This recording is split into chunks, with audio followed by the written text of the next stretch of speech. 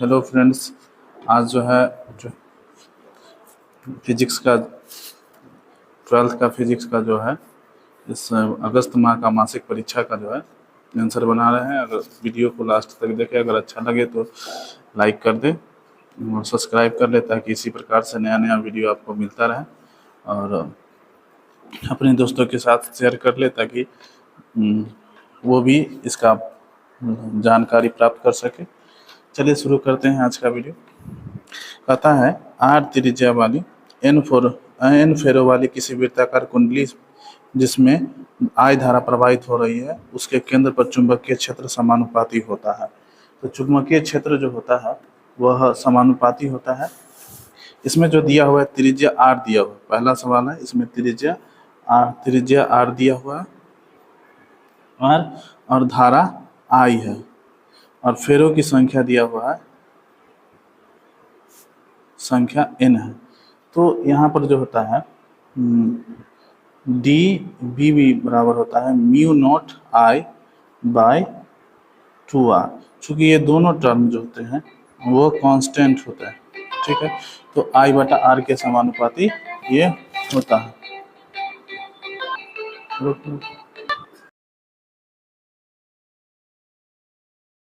चलो, तो इसमें आई और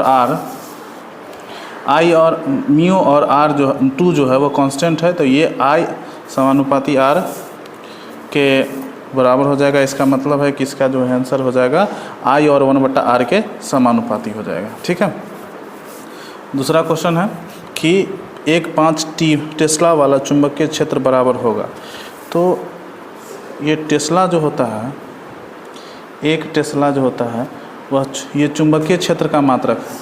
टेस्ला जो है, ये टेस्ला चुंबकीय क्षेत्र का मात्रक है। इसका जो एक और मात्रक होता है वेबर प्रति मीटर स्क्वायर। तो चूँकि हमारे पास 5 टेस्ला है तो इसको लिख सकते हैं 5 वेबर प्रति मीटर स्क्वायर, अर्थात इसका आंसर हो जाएगा,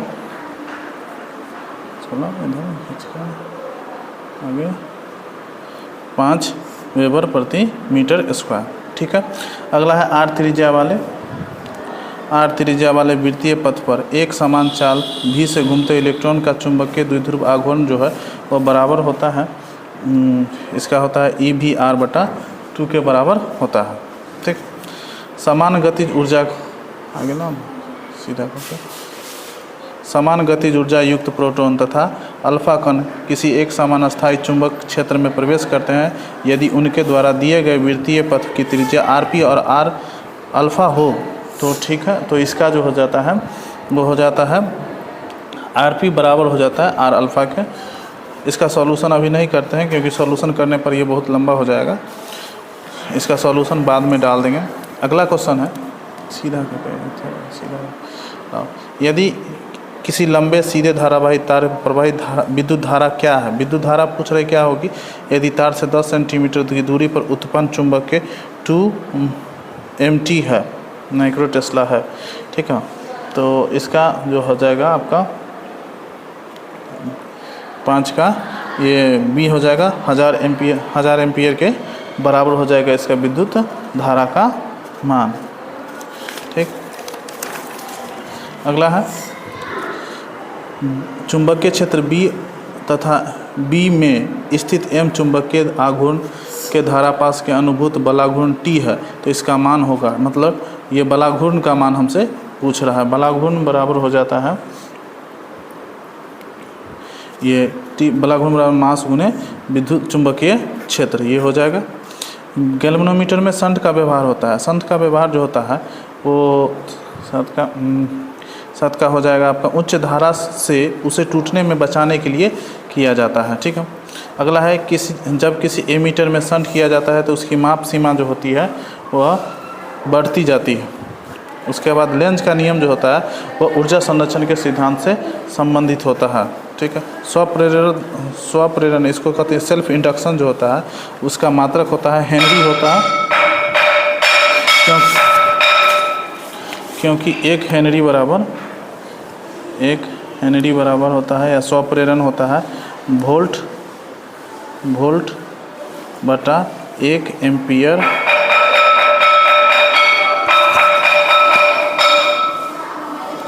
सेकेंड होता है, एम्पियर सेकेंड होता है। तो ये हो जाता है हेनरी के, यहाँ हेनरी के बराबर हो जाता है।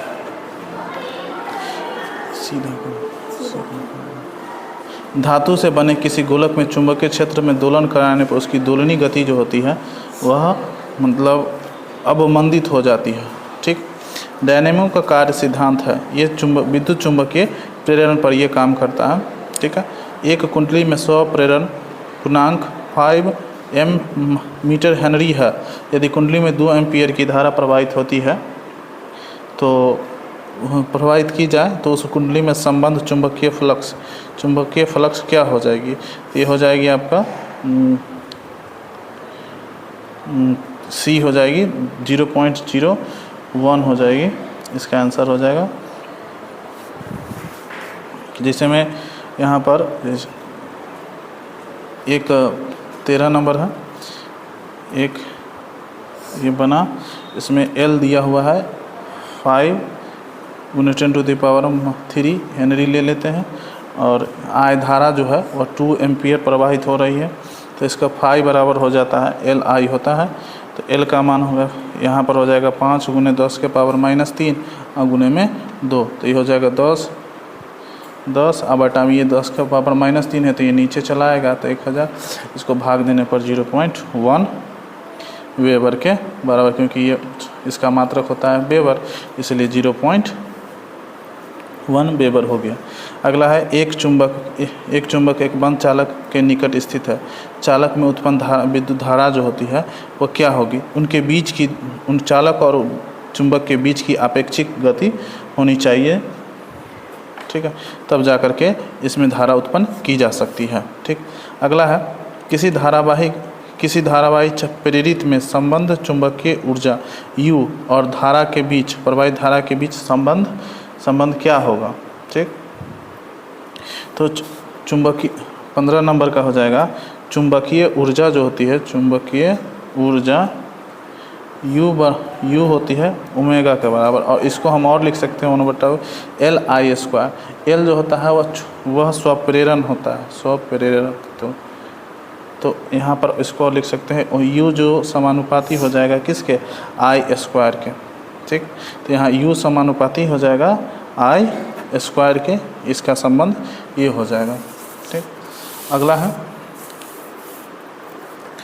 प्रत्यावर्ती धारा 16 नंबर में। प्रत्यावर्ती धारा के मूल माध्य वर्ग मान और उसके शिखर का मान का अनुपात क्या होगा? चलिए इसको देखते हैं। 16 नंबर में है, कहता है धारा शिखर, इसको I0 से सूचित करते हैं और वोल्टता को V0 से सूचित करते हैं, V0 से सूचित करते हैं। मूल वर्ग माध्य मूल मान जो हो IRMS कहलाता है, ये होता है I0/√2 के बराबर ये होता है। अब यहाँ पर है और VRMS होता है V0/√2। तो इसका जब मान निकालते हैं तो होता है, अनुपात पूछ रहा है शिखर मान बटा में वर्ग माध्य मूल मान होता है, ये हो जाएगा I0/IRMS। तो ये हो जाएगा, इसको जब मान रखेंगे I0/√2, तो ये से ये कट गया तो बचा √2। इसका मतलब इसका आंसर हो जाएगा आपका 16 का आंसर ये हो जाएगा √2। 17 आभासी धारा बराबर होती है। आभासी धारा, तो इसमें भी इसका आंसर हो जाएगा आपका ये शिखर मान, यहाँ ये हो जाएगा शिखर धारा बटा में √2 के बराबर हो जाएगा। ठीक है, अगला है, पता है कि यदि प्रत्यावर्ती विद्युत धारा का समीकरण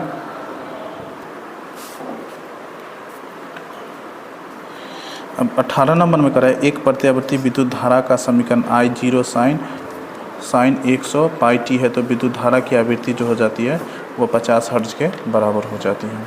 ठीक है, अब एल आर परिपथ की प्रतिबाधा होती है। तो देखिए 19 नंबर में ये एक स्वप्रेरक और रेडिएशन मतलब रेसिस्टेंस से एक सर्किट बना लिए।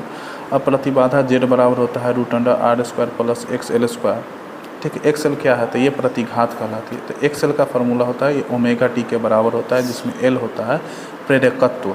ठीक, तो यहाँ पर जैसे में अब यहाँ हमारे पास है Z equal to √r² plus XL²। यहाँ XL का मान हमने ओमेगा टी रख दिया, तो इस ओमेगा L रख दिया, तो इसको जब स्क्वायर कर लेंगे तो r² ओमेगा² और L² के बराबर। तो यहाँ आपका 19 नंबर का आंसर हो जाएगा r² प्लस ओमेगा² प्लस L²। अब अगला है 20 नंबर कि तप्त तार एमीटर मापता है प्रत्यावर्ती की धारा का। ठीक, तो प्रत्यावर्ती की धारा का क्या मापता है, तो इसका आंसर हो जाएगा आपका यह मूल माध्य वर्गमान को यह मापता है। ठीक है, प्रत्यावर्ती धारा परिपथ में अनुनाद की स्थिति में धारा और विद्युत वाहक बल के बीच का कालांतर जो होता है वह शून्य होता है। ठीक, एल आर परिपथ का शक्ति गुणांक होता है। ठीक, तो इसका हो जाएगा 20 का एल आर परिपथ का शक्ति गुणांक जो होता है वो होता है आपका r/r² प्लस ओमेगा² प्लस L² के बराबर होता है। अगला है 23 नंबर में कि LCR परिपथ में ऊर्जा का क्षय होता है। LCR परिपथ में ऊर्जा का क्षय क्या होता है, कितना होता है या किस में होता है, सबसे ज़्यादा किस में होता है, तो इसको जो है इसको भी थोड़ा सा समझ लेते हैं। शक्ति गुणांक को cos फाई से सूचित करते हैं और इसका फार्मूला होता है R/Z। ठीक, इसको हम इक्वेशन मान लेते हैं। ये सिर्फ LCR सर्किट के लिए। ठीक है, ये होता है √r² plus XL minus XC का होल स्क्वायर। ठीक, यहाँ LR परिपथ के लिए अगर लेते हैं तो XC हो जाता है 0, अर्थात यहाँ पर हो जाएगा r² प्लस XC, तो 0 हो गया तो क्या बचा, XL का स्क्वायर बचा। और पीछे वाला सवाल में ये बता है कि XL जो होता है वो ओमेगा L के बराबर होता है। तो इस XL equal to omega L, XL omega L के बराबर होता है। तो इस XL के जगह पर ओमेगा L लिख सकते हैं। तो इसको लिख लेंगे तो पूरा हल कर लेंगे तो x² प्लस ओमेगा² प्लस L²। तो यहाँ देखिए इसका आंसर जो हो जाएगा ये संधारित, रुक जाओ इसको, ये जो है ये 22 नंबर का है आंसर। ठीक है, ये 22 नंबर का कि शक्ति गुणांक cos फाई बाई इससे सूचित करते हैं। ये 22 थोड़ा सा सही कर लीजिएगा, ये 22 नंबर का। तो इसको जब सॉल्व करेंगे इस जेड को, तो शक्ति गुणांक हो गया cos फाई बराबर है R/Z। तो इसको जब सॉल्व करने पर इस जेड का वैल्यू रख देंगे नीचे में √r² प्लस ओमेगा² प्लस L² के बराबर। तो ये 22 का आंसर होगा, 22 का आंसर होगा ये, 23 का नहीं होगा। ठीक है, 22 का आंसर होगा।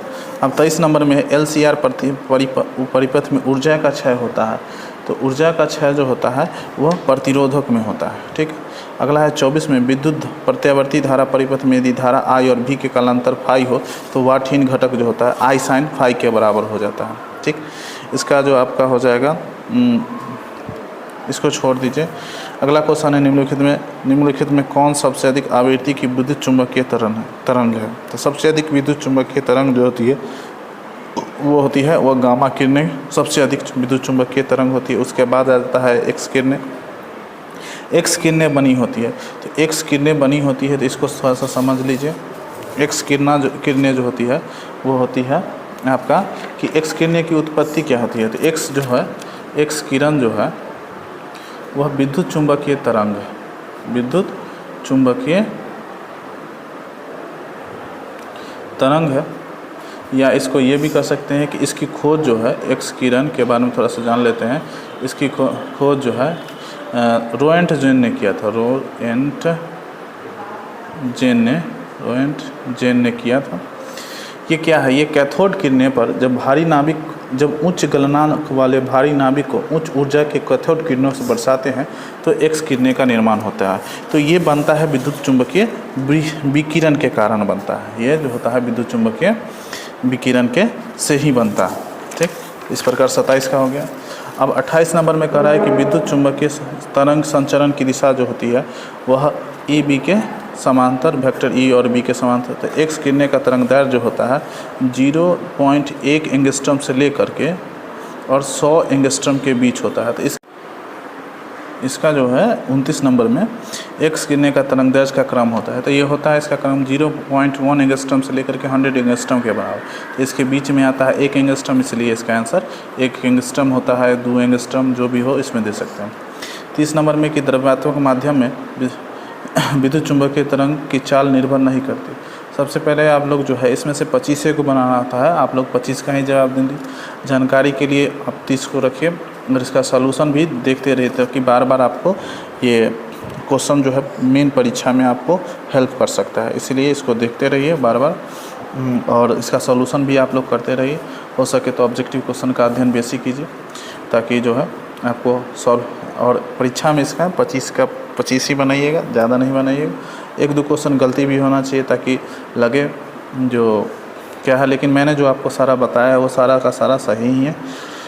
30 नंबर में देख लीजिए। 30 नंबर में कह रहा है कि किसी द्रव्यात्मक माध्यम में विद्युत चुंबकीय तरंग की चाल जो है वो निर्भर करती है, वह उसकी तीव्रता पर निर्भर करती है। तो कैसा लगा वीडियो बताइए, सब्सक्राइब कर ले ताकि नया वीडियो आपको मिलता रहे और कमेंट में ज़रूर शेयर करें कि और किसका आपको चाहिए।